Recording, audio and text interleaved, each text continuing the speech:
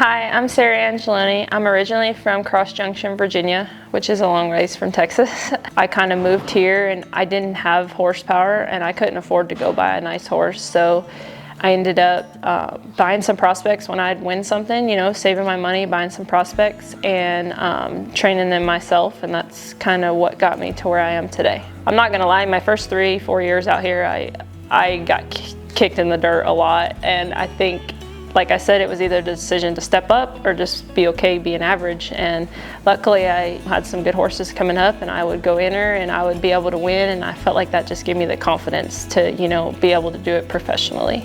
I actually got into the winter rodeos last year through the WPRA Finals. I was not planning on rodeoing at all last summer. I was gonna go to those rodeos because they're so cool and who wouldn't want to go, and I ended up winning like 30,000 or something after, and I was like, you know, if I go and win 30-40 more thousand, I'd probably make the finals. So my sister kind of talked me into going, and it was really hard for me to be gone that long. And but after like a week or two out there, I was winning, and I told her, I said, do you think I'm gonna go broke out here? And she's like, I don't think you're gonna go broke out here. So training horses for me is how I make a living, and I think the rope horse industry is completely taking off right now as far as, you know, breeding your horses to be rope horses, futurities, you know, having your studs nominated into all those different programs.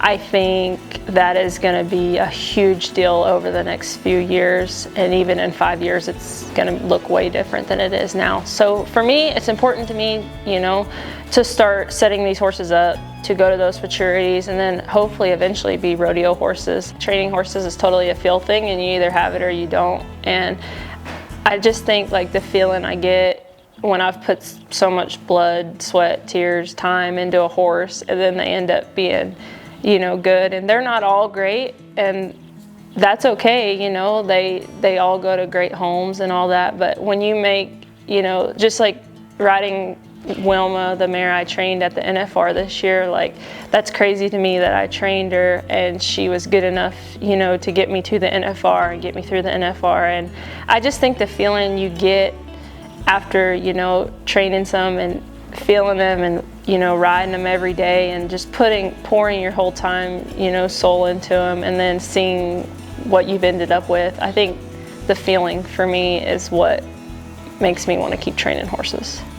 I like to look for confirmation. You know, I don't mind if they're small and I don't mind if they're big. I have both and everything in between. I always x-ray all my horses before I buy them, just to start with a clean slate. And I like them to be broken. I like them to have a lot of feel, and, you know, really just good-minded and run is two of the main things I look for riding wise. And then I like to look at their conformation and just how well they're put together and all that. I feed the 6-way to all of my 4-year-olds right now that are going to the RFA, which is going to be their first futurity. And I feel like the longevity and, you know, keeping them sound and keeping them feeling good will make them enjoy their job more. So I really do like the 6-way. They always feel good, they look good, and they're healthy. So I bought Wilma when she was a 5-year-old. I bought her from Jared Lesh. She had been pinned and sorted on, and I bought her to sell her and trained her in the breakaway, you know, hauled her to some places. I actually priced her to a couple people and nobody came and tried her. I'm really glad they did. But at the time, you know, I needed money, so I was like, I'll sell her, and nobody came over. So I kept her, and I took her to the college finals my first year I made it, and as a backup horse, and ended up riding her, and she did awesome. And then ever since then, she's just been my #1 horse. She gets the Gastroplex and the Gastropaste and the Exceed 6-way. She gets all those, and I think it just keeps her comfortable. And, you know, I have to inject usually once a year, and I feel like I'd have to inject a lot more if she didn't have the joint support.